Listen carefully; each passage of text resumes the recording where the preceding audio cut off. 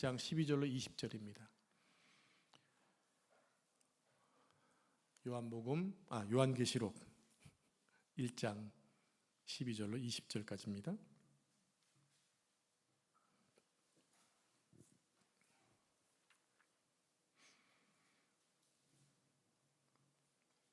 다 찾으셨나요? 한 절씩 교독하겠습니다.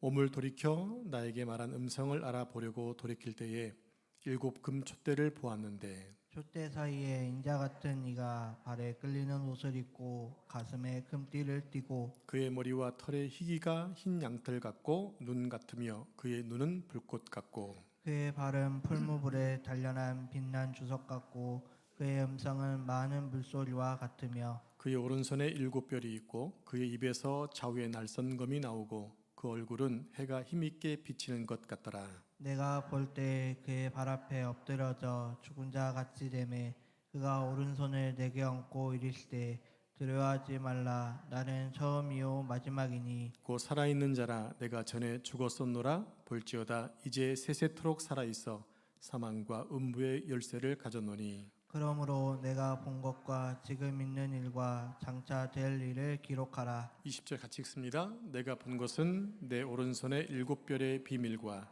또 7 금촛대라 7 뼈는 7 교회의 사자요 7 촛대는 7 교회니라. 아멘. 이 말씀은 살아계신 하나님의 말씀입니다. 아멘. 우린 지난 시간에 역사의 주인이신 예수님, 처음과 마지막이 되신 예수님에 대해서 살펴보았습니다. 요한계시록 1장 11절을 통해서 지금 우리가 비록 어려움과 환난 속에 있지만 분명히 주님의 나라는 도래할 것이기 때문에 그 주님의 도래할 날을 바라보면서 현대의 어려움을 참고 있다라고 말씀을 드렸습니다. 자, 오늘 요한계시록 1장 12절 이하를 보면 그렇게 말씀하신 분이 소개되고 있는 것을 또 보여줍니다. 자, 12절 13절 말씀을 한 절씩 저는 교독하겠습니다. 몸을 돌이켜 나에게 말한 음성을 알아보려고 돌이킬 때에 7 금촛대를 보았는데 촛대 사이에 인자 같은 이가 발에 끌리는 옷을 입고 가슴에 금띠를 띠고 아멘. 이 말씀 중에 나에게 말한 음성을 알아보려고 몸을 돌이켰다라고 얘기합니다. 몸을 돌이킬 때에 요한의 눈에 처음 들어온 것이 무엇이었습니까? 7 금촛대였습니다. 자, 오늘 또 7이라는 숫자가 반복되고 있죠. 초창기 말씀을 드렸습니다. 7이라는 숫자가 많이 나온다. 요한계시록은 이 7이라는 배경 속에 지어졌다라고 말씀을 드렸는데 기억이 나시죠? 계속 7이라는 숫자를 계속 기억하시기 바랍니다. 또 7이 오늘 본문에 또 7이라는 숫자가 또 나오죠. 뭐가 나옵니까? 7 교회였습니다. 이렇게 계속해서 숫자와 연관되어진 단어들을 보시면 좋겠다는 얘기입니다. 오늘 배운 것 다 내가 알고 가야지라고 생각하지 마세요. 그러면 더 헷갈리니까 그냥 하나라도 또 지고 가세요. 오늘 기도할 제목을 잡고 기도하시면 나중에 그걸 들으면 그때 이러이러했었지 기억이 날 거니까. 그리고 또 궁금하신 분은 또 설교 계속 또 들으시면 되잖아요. 그렇게 보시면 좋겠습니다. 자, 여기서 7 금촛대는 20절에 나오고 있는 7 교회에 관한 것입니다. 7 교회. 그리고 13절에 보면 교회와 교회 사이로 인자 같은 이가 거닐고 있다고 했습니다. 교회와 교회 사이에 누가 거닐고 있다? 인자 같은 이. 인자 같은 이가 누굽니까? 바로 예수 그리스도입니다. 이것은 즉 교회와 교회 사이, 지금 세상의 중심이 누구냐가 중요하죠. 여러분, 세상의 중심이 뭐인 것 같습니까? 다시 한번 잘 들으십시오.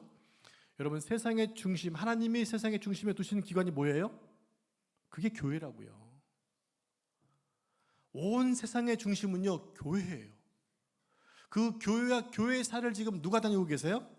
예수님이 다니고 계시는 이 말씀이 뭐냐면, 즉 예수 그리스도의 교회에 대한 통치, 또 경영, 그리고 운영을 이야기하고 있다는 얘기입니다. 누가? 예수님께서 다니시면서 통치하고 계시다는 것을 의미하고 있다는 얘기입니다. 그러니까 한마디로 교회는 목사님이나 장로님 몇 분의 인위적인 힘으로 운영되는 것이 아니라고 하는 거예요. 자, 우리 교회는 운영위원회가 있습니다. 아직 당회가 없기 때문에 운영위원이 있는데 왜 운영위원이 있는 건가요? 교회를 잘 섬기려고 있는 거예요. 교회를 통치하고 교회를 지배하려고 하는 것이 아니라 우리 교회가 더 잘 운영되기 위해서 운영위원이 있는 거예요. 현직 운영위원들 한 몇 년 모였지만 제가 밥을 사드린 적이 몇 번 안 되거든요. 그냥 열심히 섬기고 있어요.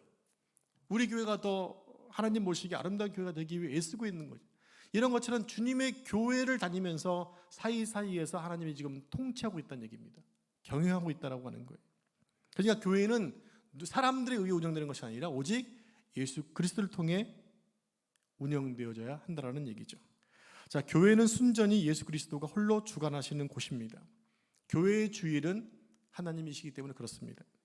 우리는 교회를 예수 그리스도의 머리라고 말하죠. 몸이라고 말하는데 몸 중에 헤드, 즉 머리를 얘기합니다. 머리의 지시를 받지 않은 몸은 제대로 움직일 수가 없는 거예요. 머리의 지시를 받지 않는 몸은요 불편한 거예요.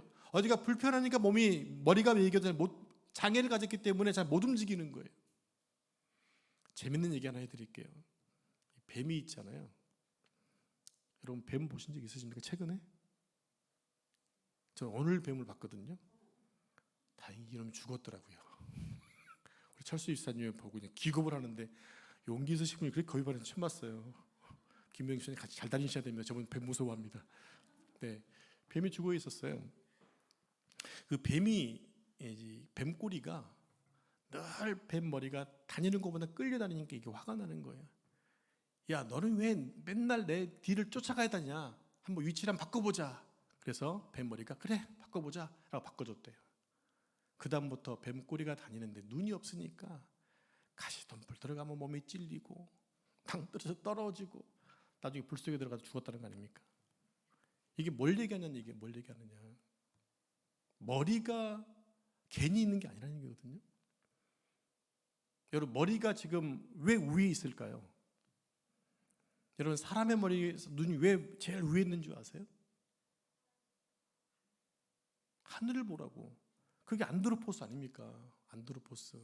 안드로포스가 사람이라는 히브리 어원이잖아요. 뜻이 뭐라고 그랬죠?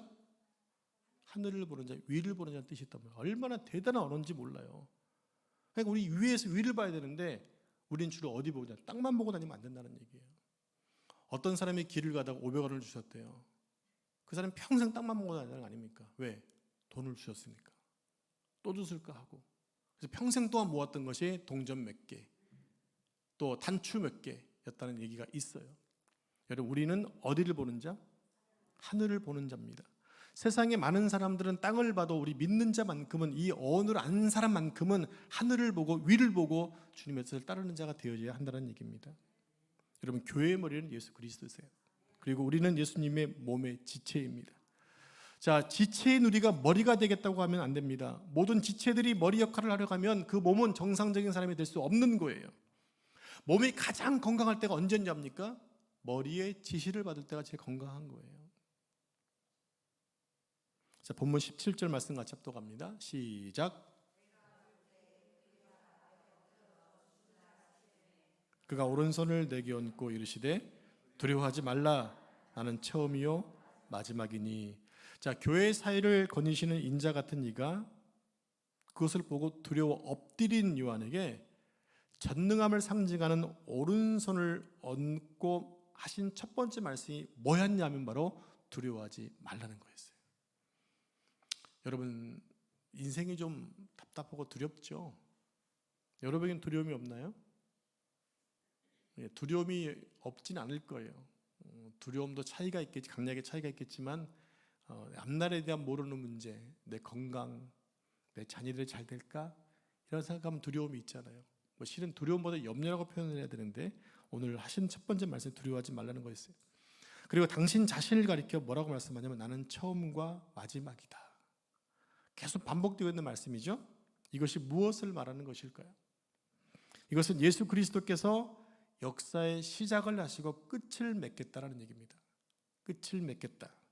그 한복판에 교회를 세우시고 교회를 통해 역사를 만들어 가시겠다고 하시는 표현입니다. 여러분 교회는 예수님의 몸이라고 말씀을 드렸잖아요. 이게 결국 뭡니까? 온 세계를 주관한 중심이 바로 예수님에게 있다는 얘기입니다.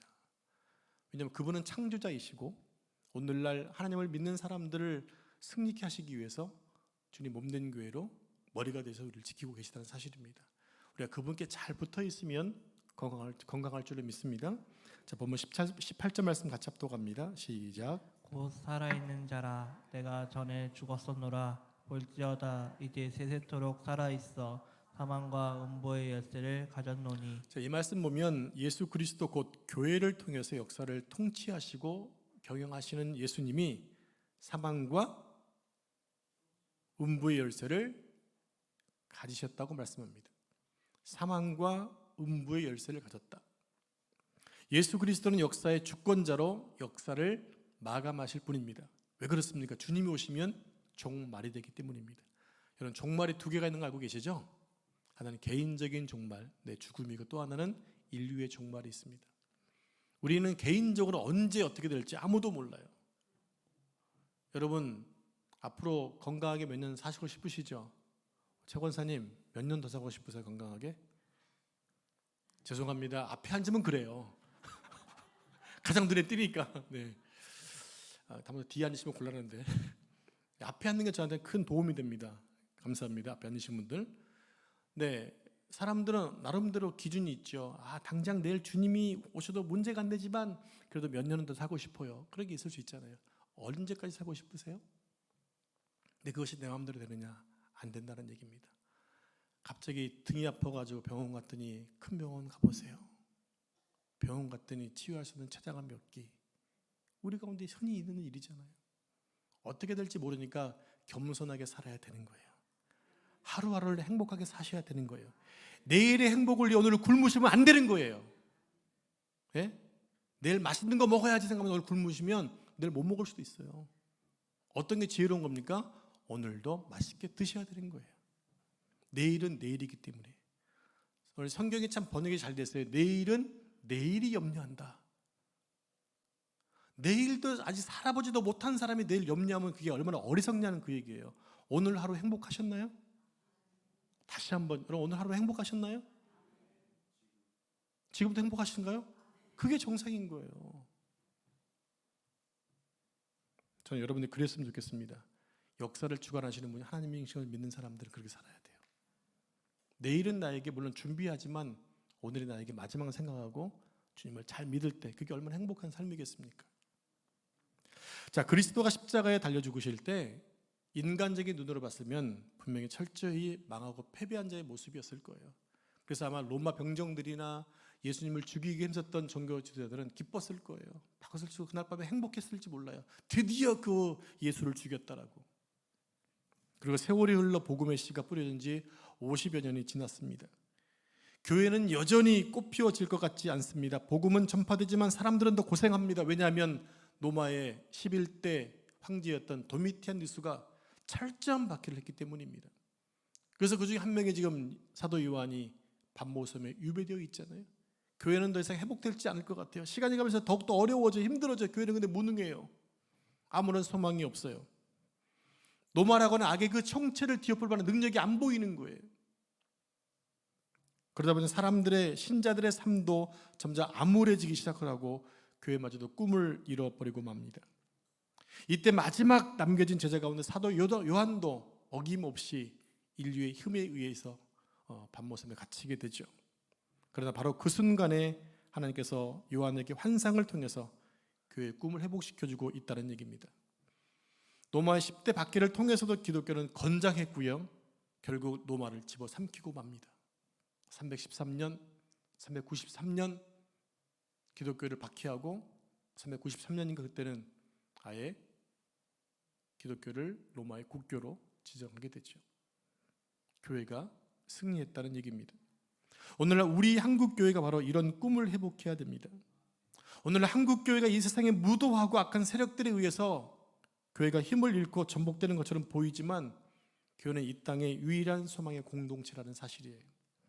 그러면 오늘 우리에게는 성경에서 말하고 있는 처음이요 마지막이신 예수 그리스도를 만방에 소개해야 될 책임이 있는 것입니다.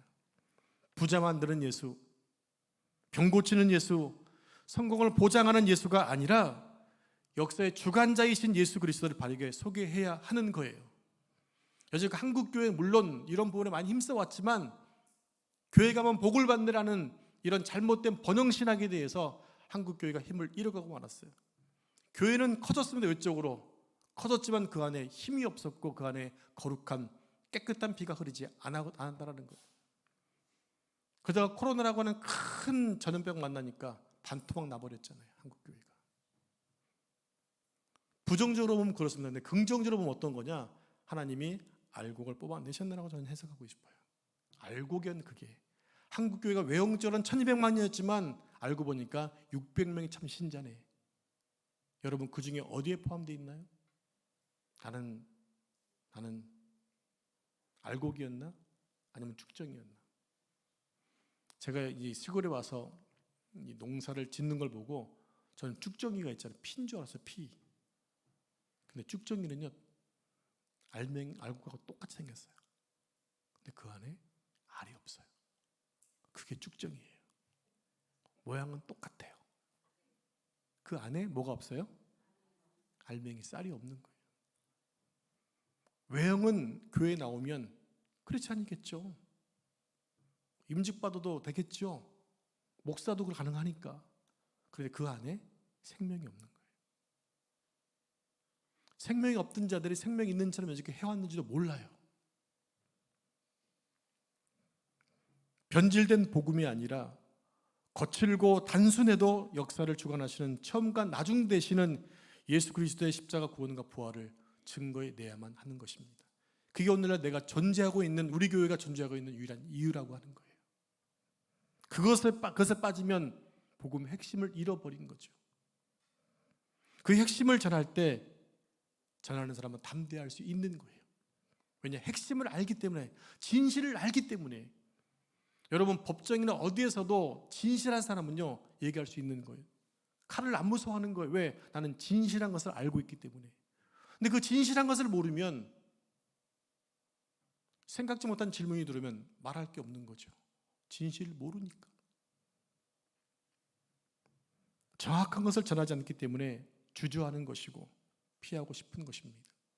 그러나 진실을 가진 자는 담대할 수 있는 거예요. 주님 말씀하시죠? 너희는 세상에서 담대하라. 내가 세상을 이기었노라. 나를 따르는 너희들 담대하라. 내가 세상을 이겼다. 너희도 세상을 이길 것이다 말씀하고 있는 거예요. 자, 20절 같이 합독하겠습니다. 20절 시작. 내가 본 것은 내 오른손에 7별의 비밀과 또 7금 촛대라. 7별은 7교회의 사자요 7촛대는 7교회니라. 네, 사도 요한이 뒤돌아서 봤던 것은요 7별과 7금 촛대 두 가지인데 7별은 7교회의 사자였고 7촛대는 7교회였다고 얘기합니다. 자, 7촛대는 7교회이고 7사자는 7천사를 의미하는 거예요. 그래서 사자라는 얘기는 천사를 얘기합니다. 그러니까 사도 요한은 7교회와 7교회에 파송된 7천사를 본 것입니다. 우리는 여기서 7교회 천사라는 말이 무슨 뜻인가를 알아야 됩니다. 개신교 전통에서는 지금까지 천사의 존재에 대해서 상당히 소극적이었어요. 근데 유대교와 천주교에서는 이 천사 숭배 사상이 있거든요. 기독교는 천사를 숭배하지 않아요. 어떻게 여러분은 천사의 존재를 믿으시나요?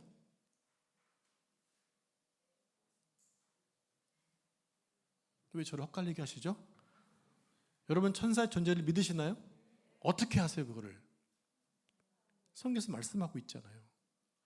그런데 천주교와 유대교는요 그 말씀에서 좀 모르는 것이 있어요. 자, 먼저 기독교는 천사의 존재를 믿는 이유가 세례 요한의 탄생 때 가브리엘 천사가 나서 분명히 얘기했고 수태고지 때 마리아에게 분명히 얘기하셨고 그리고 예수님이 탄생하실 때 베들레헴 목자들에게 천군 천사가 나타나서 메시지를 증거했잖아요. 천사가 분명히 있어요. 근데 유대교와 천주교는 뭐냐면요 성경을 좀 모르고 있는 게 그들은 천사를 숭배한다는 거예요. 성경을 보면 천사는 우리의 숭배의 대상이 아니라 하나님의 피조물이고 지금은 우리가 이 땅에서 완성되지 않은 주님의 나라를 살고 있을 때는 우리가 천사의 도움을 입지만 나중에는 그 천사도 우리의 수종된다고 말씀하고 있어요. 우리가 왜 그렇습니까? 우리는 하나님의 자녀이기 때문에 그러는 거예요. 근데 천사는 뭡니까? 하나님의 심부름꾼이에요. 누가 높죠? 우리가 높죠. 지금이야 우리가 육체를 입고 있기 때문에 여전히 심부름 낮은 것처럼 보여지지만 그 천사는 숭배할 대상이 아닌 게 우리의 심부름꾼이 될 거기 때문에 숭배할 수 없는 거예요. 정확히 이해하셨나요? 그래서 지금도 여러분들 천주교 신자나 만나가지고 천사 숭배한 날 때 정확히 얘기해 주세요. 그거 우리의 심부름꾼이야. 넌 심부름꾼을 섬기니? 에이, 무식해. 얘기하셔도 됩니다. 자, 그러면 지금 7교회에 대해 천사라는 표현은 왜 쓰고 있는 것일까요? 요한계시록 22장 8절 9절 말씀입니다. 한 절씩 교독하겠습니다. 이것들을 보고 들은 자 나 요한이니 내가 듣고 볼 때에 이 일을 내게 보이던 천사의 발 앞에 경배하려고 엎드렸더니 그가 내게 말하기를 나는 자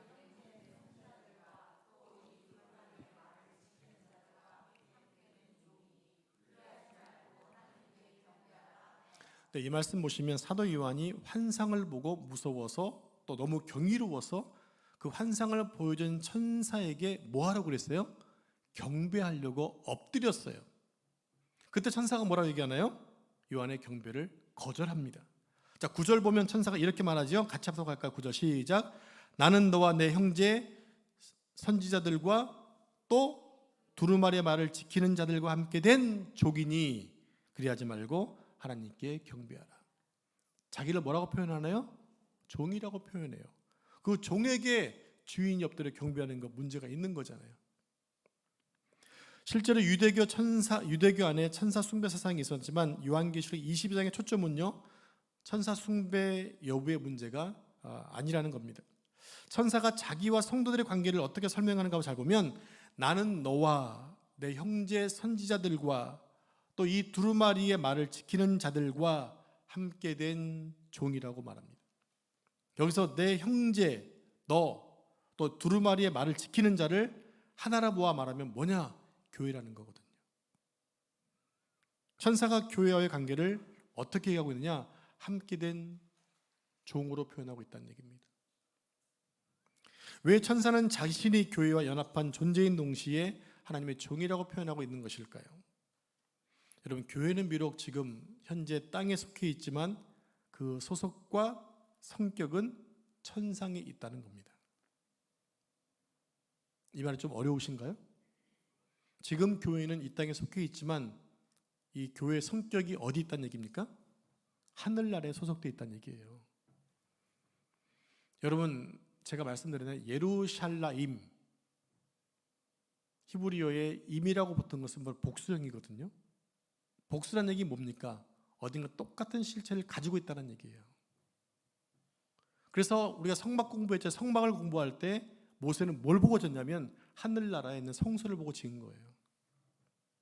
그것이 변형되었죠. 그래서 우리가 오실 때 나중에 마지막 날에 새 예루살렘에 임할 것이다. 그게 바로 지금 예루살렘에 져 있는 그 형태보다 더 아름다운 모습으로 이 땅에 임하게 된다는 얘기입니다. 그게 임이라는 의미예요. 그러니까 지금 이 땅에 예루살렘이 있고 교회가 있지만 이 소속은 지금 어디에 있는 것이다? 하늘나라 천상에 있다는 얘기입니다. 여러분, 우리는 허상을 믿고 사는 존재가 아니에요.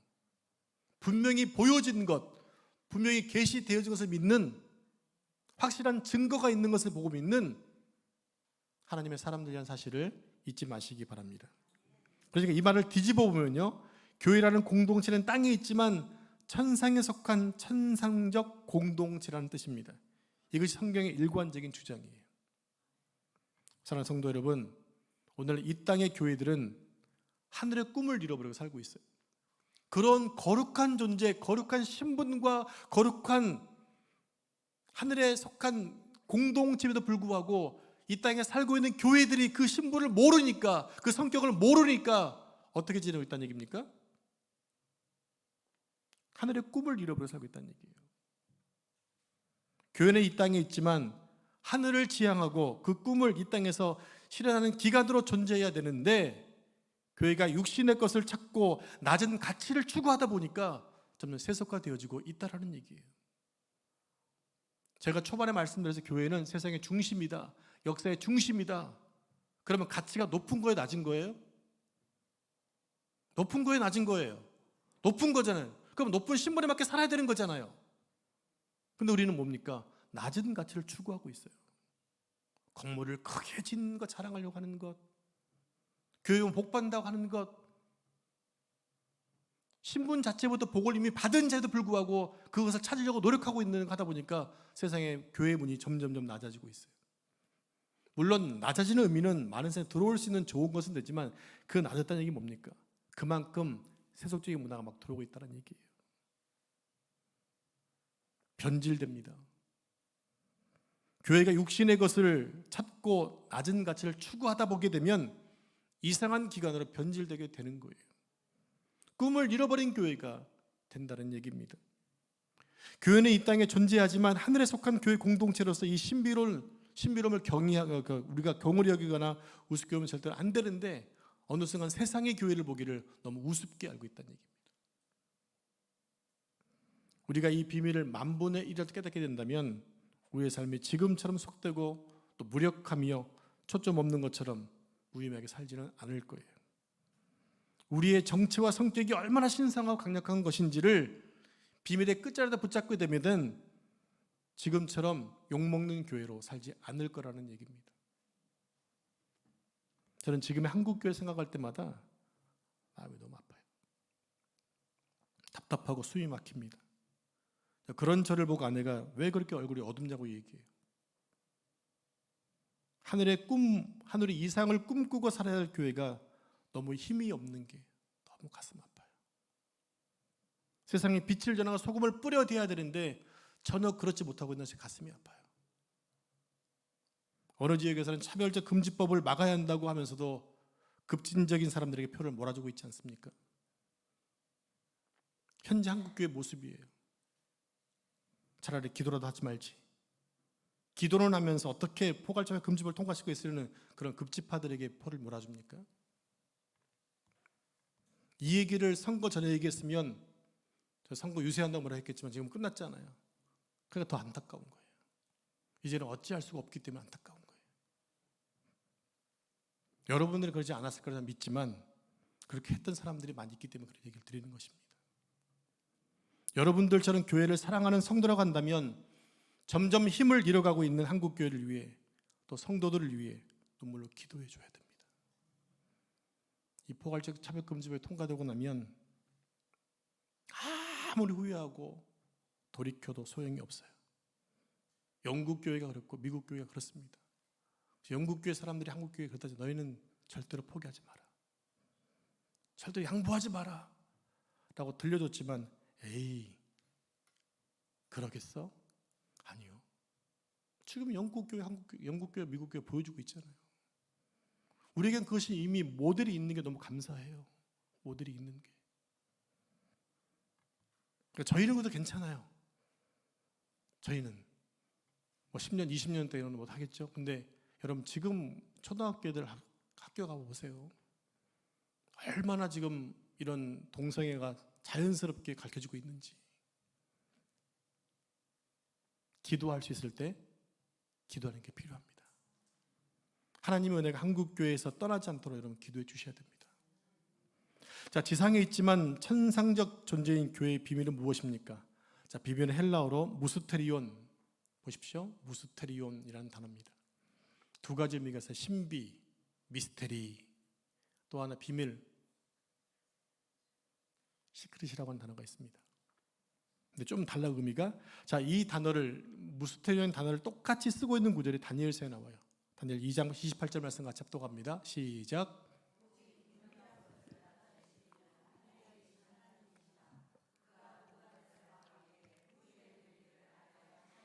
네, 후일에 될 일. 이게 바로 무스테리온, 비밀이라는 단어입니다. 자, 무스테리온은 영어로 미스터리란 말이 같은 말인데요. 자, 미스터리는 이런 거지요. 감추어져 있지만 오히려 호기심을 자극하고 궁금증을 불러일으켜서 나중에 감추어진 것이 딱 드러났을 때 더욱더 감격 있고 또 어떤 센세이션을 일으킬 수 있는 것이 바로 이런 비밀이라는 의미거든요. 어떤 미스터리한 영화를 볼 때 계속 마음은 졸이다가 끝나고 나면 아 이거였구나라고 하는 그런 탄성이 있잖아요. 이것이 미스터리에 가진 단어입니다. 바로 이것이 바로 헬라어로 부스테리온 단어예요. 즉 감추기 위한 비밀이 아니라 어떤 사람들에게는 나타내기 위한 비밀이라는 거예요. 즉 무엇입니까? 핸드폰이라는 기대감을 가지고 있는 사람에게 모르도록 포장을 해서 준 거예요. 저게 분명히 핸드폰 같은데 감싸서 모르겠어. 근데 이미 주인은 사람 아빠는 아들에게 가장 좋은 핸드폰을 준 거예요. 근데 덮여져 있으니까 모르는 거죠. 나중에 열어봤더니 이거 맞았지? 라고 좋아하는 것. 이게 무스테리온 헬라 단어의 비밀이라는 얘기입니다. 자, 이것이 바로 요한계시록 1장 1절에서 반드시 속히 일어날 것이다. 또 정리하면 하나님이 천상의 존재인 교회에 비밀을 주셨는데 그 비밀은 후일에 될 일이지만 반드시 속히 일어날 일이다. 여러분 지금 종말이 왔다는 것이 느껴지잖아요. 어느 때보다 훨씬 더 심각하다는 걸 알고 있어요. 저는 최근에 이란이 또 이게 이스라엘 공격하니까 이제 끝났나 보다 하는 생각도 있었거든요. 결국에 이스라엘 전쟁과 성경을 보면 정확히 해석일지 모르겠지만 이스라엘 전쟁은 마지막 일어나면 이게 마지막 전쟁을 생각하고 있거든요.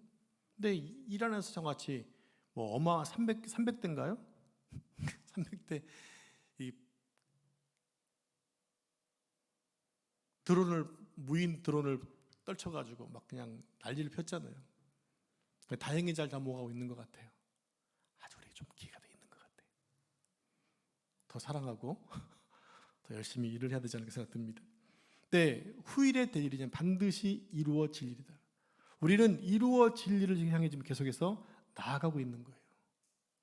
그 나아가고 있는 가운데 딴짓하지 않고 예배처에 와 있는 것, 이게 정말 감사한 일 아닙니까? 자, 그렇다면 하나님이 교회에 보여주시고자 하시는 두 가지 비밀, 즉 후에 될 일과 반드시 속히 일어날 일은 무엇일까요? 바로 하나님의 구원하기로 작정한 충만의 수가 차는 일입니다. 역사가 지금도 계속해서 진행되어 왔고 지금도 ing인 이유가 뭐냐면 충만한 수가 아직 찾지 않았기 때문이라는 거예요. 이미 여지껏 살아온 인류가 어마어마하게 많잖아요. 지금 75억인가요? 지금이? 75억이면 지금부터 75억이면 과거 2000년에 따라갔을 때 다 합치면 얼마가 들어가요? 그 인원이. 숫자를 가면 셀 수 없을 만큼의 많은 숫자가 있었을 텐데 그 중에서도 충만한 수가 차지 않았다는 얘기예요. 지금도 아직 차지 않았기 때문에 지금도 계속해서 역사는 계속되고 있는 것 아닐까요? 근데 그날에 지금 오고 있다는 얘기입니다. 그러니까 신천지에서는 그 숫자를 정해놓고 나서 우리가 그 숫자야라고 꼬드겨서 돈을 갈취해가고 있는 거죠. 이단도 참 머리가 좋은 것 같아요. 사기꾼이 머리가 좋아야 사기를 치잖아요. 이단도 이런 머리가 좋은 게 있는 것 같습니다. 자, 그러니까 주님이 작정하신 충만한 숫자가 와야 되는데 그것을 누가 해야 되느냐? 이 신비한 공동체인 교회가 복음으로 서서 복음을 전할 때 충만한 숫자가 차게 되어진다는 얘기예요. 그러니까 지금 이 교회에게 그 사명을 맡겨 놓았다는 이야기입니다. 사실 교회의 복음 전파만큼 대단한 비밀은 세상 그 어디도 없습니다. 왜 그러냐면 생명을 살리는 일이기 때문에. 여러분이 복음 전할 때마다 전도할 때마다 생명을 살린다는 그런 마음이 있으신가요? 내가 지금 전하는 이 복음이 생명을 살리라고 생각하시나요? 그게 비밀이란 말이에요. 그게 비밀. 놀라운 일이잖아요. 내가 전하는 말씀을 통해서, 내가 전하는 복음지를 통해서 한 생명이 산다? 얼마나 놀라운 비밀이에요. 그 일을 지금 우리에게 맡겨 놓으셨다는 얘기죠. 근데 대부분의 사람들은 전도를 부담된다, 힘들다라고 말합니다. 그 이유가 뭘까요? 정확한 비밀을 알지 못하기 때문에 그래요. 이런 놀라운 생명의 비밀을 우리에게 맡겨 놓으셨는데 그것이 얼만큼 소중한가를 잘 모르기 때문에 주저하고 걱정하게 된다는 얘기죠. 성도 여러분, 우리도 한때는요 잃어버린 자였어요. 맞죠? 다시 찾은 인생이 된 거예요. 그 일을 위해 누군가가 이 비밀을 전했던 분이 계시겠죠. 여러분, 이 밤에 그분을 기억하면서 축복해 주시기 바랍니다. 그리고 이제 내가 그 비밀을 대신 전해야 될 사람이 누군가를 여러분 기억하시면서 기도하시기 바랍니다. 우리가 이 사실을 안다면 하나님 마음이 우리에게 전이 되어져야 됩니다. 그렇기 때문에 매 순간 전도할 생각밖에 나지 않겠죠. 왜냐하면 그 이유는 우리가 비밀을 가진 자, 비밀을 맡은 자가 되었기 때문입니다. 이 비밀은 그리스도에 의해 시작된 역사가 그리스도에 의해 완결된다는 사실이고, 우리는 이 종결의 시간이 매우 빨리 가까이 왔음을 아는 사람들입니다. 이보다 더 엄청난 비밀은 없다는 거죠. 여러분, 세상은 영원하지 않습니다. 매일매일 그 끝이 다가오고 있습니다. 그럼 우리는 신랑을 기다리는 신부의 모습으로 정결하게 이 세대를 살아가야 할 것입니다. 하나님은 역사의 시작과 끝의 비밀을 교회라는 신비로운 공동체에 담아두셨어요. 그것이 남사 보배론교라는 공동체도 포함되지만 개개인 여러분에게 담아놓으신 비밀이에요. 그 비밀은 하나님이 직접 세우신 것이고, 주님이 직접 당신의 피로 값주고 세우신 기간이기 때문에 이것을 이길 수 있는 것은 아무것도 없다라고 하는 거예요. 지금은 비록 힘이 없어 보이지만 반드시 교회는 승리할 것이거든요. 그날이 지금 다가오고 있습니다. 그 기쁨을 우리 함께 누리는 여러분 되기를 축복합니다. 기도하겠습니다. 하나님, 하루하루 복받치는 희열과 기쁨으로 복음을 들고 뛰어도 시간이 부족하다고 고백하는 삶 되게 해 주옵소서. 우리에게 놀라운 비밀을 주시고 비밀을 담아두시고 우리를 이 시대에 세우시고 남사 보이는 공동체에 세워주신 하나님, 우리가 이 비밀을 가진 자로, 비밀을 알리는 자로, 전하는 자로 살게 해 주옵소서. 이방 우리에게 나에게 그 좋은 소식을 전해준 분에 대한 감사의 마음을 갖게 하시고, 이제 내가 누구에게 그 복음을 전할까를 고민하며 기도하는 시간 되게 하셔서 아버지 하나님, 충만한 수가 우리 살아생전에 채워지게 해주시고 우리의 눈으로 임하시는 거룩한 주의 재림을 볼 수 있는 은혜 허락해 주옵소서. 이 모든 말씀 전능하신 예수님의 이름으로 기도합니다. 아멘.